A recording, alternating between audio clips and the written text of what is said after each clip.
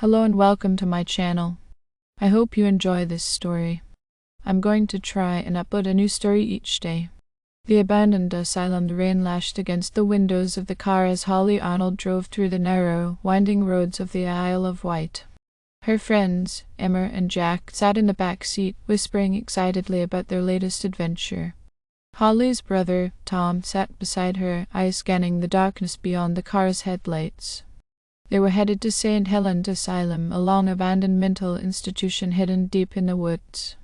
The asylum had been closed for over 60 years, its history stained by rumors of inhumane treatments and patient deaths. Urban explorers had been drawn to it over the years, but few ever returned with stories they were willing to tell. "It's going to be sick," Jack said from the back, his voice filled with an eagerness that made Holly's stomach turn. "I'm not sure this is a good idea," Holly muttered, gripping the steering wheel a little tighter. The rain made the drive treacherous enough, but it was the thought of the asylum that truly unsettled her. "You said that about the old church, and we made it out fine," Emma replied. "This is just another cool spot." Holly wasn't so sure. The Isle of Wight was full of old forgotten places with dark histories, but something about St. Helen's Asylum felt wrong. They arrived at the edge of the woods, the asylum looming ahead, barely visible through the trees. The rain had slowed to a drizzle, and the sky was an ominous slate gray, a full moon hiding behind the clouds. Holly killed the engine, and they all stepped out, pulling their hoods up against the wet. "Ready for this?" Tom asked, giving her a look. Holly nodded, though her heart was hammering in her chest. She had always been the cautious one, but tonight her friends had convinced her to join them. She wouldn't let fear get the best of her. Not again. The group trekked through the overgrown path leading to the asylum's front gate. The once grand building was now a crumbling ruin, ivy choking its stone walls. The windows were shattered, and the iron gate hung crooked on its hinges. As they crossed the threshold, Holly shivered. The air inside the asylum was damp and cold, carrying the faintest scent of mildew and decay. Tom flicked on his flashlight, its beam cutting through the darkness ahead. The long, empty corridors stretched out in front of them, walls peeling and floors cracked. As they moved deeper into the asylum, the sound of their footsteps echoed, a ghostly rhythm that seemed to reverberate through the entire building. "Let's check out the main ward first," Jack said, leading the way with his own flashlight. "That's where most of the creepy stuff happened." Holly followed, her breath catching in her throat. She could feel the weight of the place pressing down on her, as if the very walls were watching her. She tried to focus on the sounds of her friends, but every now and then she thought she heard something else, a faint whisper, the soft padding of footsteps that didn't belong to them. The main ward was just as eerie as she expected. Rows of rusty, old bed frames lined the walls, the once white sheets now yellowed and torn. The walls were covered in graffiti from past explorers, but beneath the vandalism, Holly could still make out faint marks, scratches, as if someone had clawed at the walls in desperation. "Jesus," Emma whispered, her voice barely audible. "Imagine what it must have been like here," Jack chuckled nervously. "Yeah, I bet some poor souls never left." Holly shot him a glare. "Don't joke about that," but Jack was already moving ahead, disappearing into the shadows beyond the ward. Tom followed after him, while Emma stayed close to Holly's side. "Did you hear that?" Emma whispered, grabbing Holly's arm.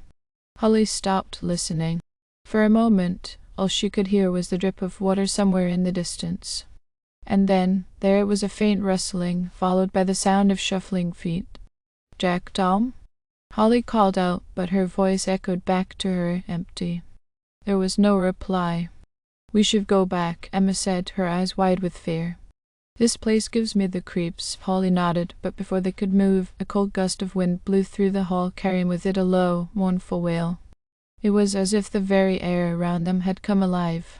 The flashlight flickered in Holly's hand, and for a brief second she thought she saw a figure standing at the end of the hallway, just beyond the edge of the light. She blinked, and it was gone. "Let's find the others," Holly said, her voice shaking. They hurried through the halls, calling out for Jack and Tom, but the only answer was the distant creaking of the old building.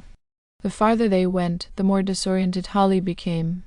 The corridors twisted and turned, each one looking more like the last. She couldn't shake the feeling that they were being watched, followed by something unseen. Finally, they found Tom. He was standing in the corner of a small room, staring at the wall. "Tom?" Holly stepped toward him, but he didn't respond.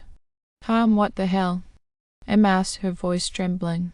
Holly reached out to touch him, but as soon as her fingers brushed his shoulder, he turned around. His eyes were wide and vacant, his skin pale as a corpse. "She's here," he whispered, his voice barely a rasp. Holly's blood ran cold. "Who?" Before Tom could answer, a loud crash echoed through the asylum, followed by the unmistakable sound of Jack screaming. They ran toward the sound, but when they reached the room, Jack was gone. All that remained was his flashlight, rolling on the floor, its beam casting frantic shadows on the walls. "We have to get out of here," Emma said, her voice breaking. Holly agreed, but something in the air had changed. The asylum was no longer just an empty building. It felt alive, breathing, pulsating with an ancient, malevolent energy. And then she saw them, the shadows moving just out of the corner of her vision. Figures in tattered hospital gowns, their faces gaunt and twisted, eyes hollow and black. The spirits of the patients. Holly grabbed Tom and Emma, pulling them toward the exit, but the hall seemed to stretch on endlessly. Every turn brought them back to the same spot, the asylum twisting and shifting around them. "We're trapped," Emma cried. Holly's heart raced, her breath coming in ragged gasps.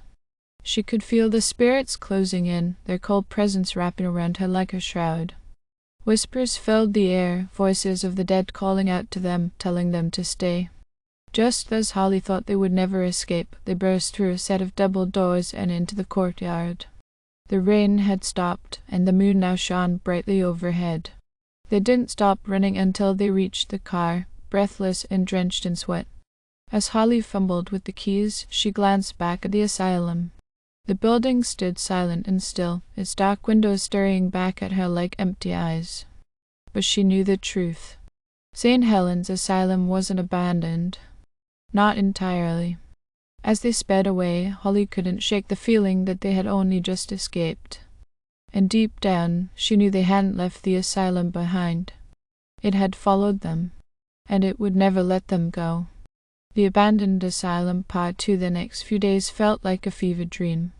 Holly couldn't shake the memories of the asylum, the eerie whispers that still echoed in her mind, while the lingering cold that clung to her skin.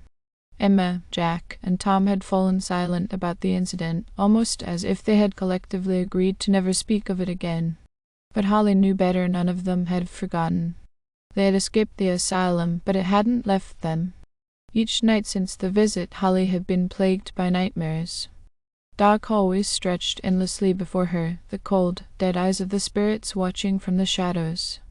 She would wake in a cold sweat, heart pounding, certain that someone or something was standing at the foot of her bed. On the third night, Holly woke again from one of those terrible dreams. This time, however, something was different. The room felt wrong.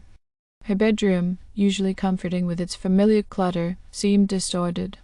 The shadows in the corners seemed deeper, darker, and a strange scent lingered in the air, the same damp, mildewy scent she had smelt in the asylum. Slowly, she sat up, scanning the room with wide, fearful eyes. The air felt thick, oppressive, as if it were pressing down on her chest, making it hard to breathe. And then she heard it. A whisper.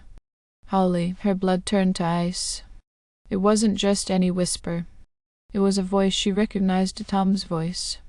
She threw the covers off and rushed to the door, sprinting down the hallway to Tom's room. The door was already slightly ajar, and Holly hesitated for a moment before pushing it open. Her brother lay in his bed, his chest rising and falling in the deep rhythm of sleep. But he wasn't alone. A figure stood at the foot of his bed, barely visible in the shadows. It was tall and gaunt, dressed in what looked like a tattered hospital gown, its skin pale and translucent. The thing's hollow eyes were locked on Tom, its lips moving as it whispered in his ear. Holly's scream stuck in her throat as she stumbled backward, knocking into the door frame. The figure's head snapped toward her, and for the briefest moment, its eyes met hers, black, endless pits of darkness. She blinked, and it was gone. Holly rushed to Tom's side, shaking him awake. "Tom, wake up," he groaned, and rubbed his eyes, groggy and confused. What is it?" Holly's heart was racing. "There is something in here. That was right there, by your bed." Tom sat up, his brow furrowing. "You're dreaming, Holly, and not," she insisted, her voice shaking. It was real. It was one of them from the asylum. Tom stared at her for a long moment, his expression softening. He stood up and put a hand on her shoulder.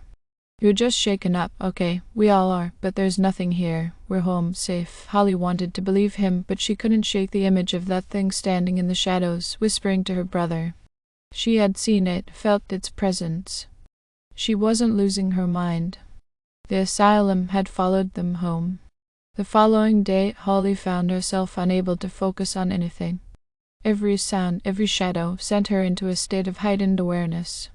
She found herself constantly checking over her shoulder, convinced that something was watching her. But it wasn't until Emma called later that evening that Holly realized just how deeply the asylum's grip had sunk into their lives. "Holly, something's wrong with Jack." Emma's voice trembled through the phone. Holly's stomach twisted into knots. "What do you mean? He's been acting strange since we left the asylum. At first, I thought he was just shaken up like the rest of us, but it's gotten worse. He's been talking to himself, and last night I heard him whispering in his sleep. He kept saying the same thing over and over, 'Let me out.'" Holly's breath caught in her throat. "You need to get out of there, Emma. Don't wait for him to get better. I don't know if I can leave him like this, Holly. What if something's really wrong?" "Something is wrong," Holly replied, her voice firm. "It's the asylum. I think it's still with us." There was a long pause on the other end of the line. When Emma finally spoke, her voice was barely above a whisper. "What do we do?" Holly didn't have an answer. The truth was, she didn't know how to fight this thing, whatever it was. But she did know that they couldn't just sit back and wait for it to consume them. "Meet me at my place," Holly said. "We need to figure this out together." By the time Emma arrived at Holly's house, she looked pale and shaken, dark circles under her eyes. "Jack wouldn't come with me. He didn't even seem like himself anymore," she said, sinking into the couch. Holly sat across from her, clutching a cup of tea she hadn't touched. "I saw something last night, too. It was in Tom's room, standing by his bed. It whispered to him." Emma's eyes widened. "What did it say?" "I don't know, but I think it's trying to get to us, piece by piece." Emma shuddered. "This is like some kind of curse." Holly nodded slowly. "I've been doing some research. St. Helens Asylum was notorious for how they treated the patients. They experimented on them, locked them in isolation for weeks at a time. Some of them went insane from the conditions. A lot of them died there. And the worst part, their bodies were never properly buried, just dumped in unmarked graves behind the asylum." Emma's face paled. "So, they're angry. I think they want revenge," Holly said softly. "And we disturbed them." For the first time, Holly felt a cold, creeping certainty. They hadn't just stumbled upon the asylum that night, they had awakened something. That night, Holly, Emma, and Tom made a pact. They would go back to the asylum, to the place where it had all begun. If they wanted to stop the hauntings, they had to face whatever it was that had latched onto them. The drive back to St. Helens was filled with a suffocating silence, each of them lost in their own thoughts. Holly's hands trembled as they pulled up to the decaying gates. The asylum stood just as they had left it, dark and brooding, as though waiting for their return. "We need to find the graves," Holly said, gripping her flashlight. They entered the asylum once more, its dark halls welcoming them with an eerie familiarity. But this time, Holly could feel the eyes of the spirits watching them more intensely, like predators stalking their prey. They moved through the corridors quickly, making their way to the back of the asylum where the unmarked graves were rumored to be. But as they approached, Holly froze. Standing in the moonlit yard were dozens of figures, patients in their hospital gowns, their twisted, gaunt faces turned toward her. "Let us out," one of them rasped, its voice a horrible, breathy whisper. Emma gasped, clutching Holly's arm. The spirits stepped forward, their hollow eyes glowing with hatred.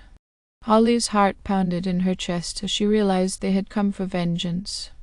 The asylum's curse had never been about them leaving. It had always been about the spirits finding freedom through their lives. Thank you for listening. I hope you enjoyed this story. Please don't forget to like, and even better, like and subscribe. Thank you very much, and I hope you have had or have a great day.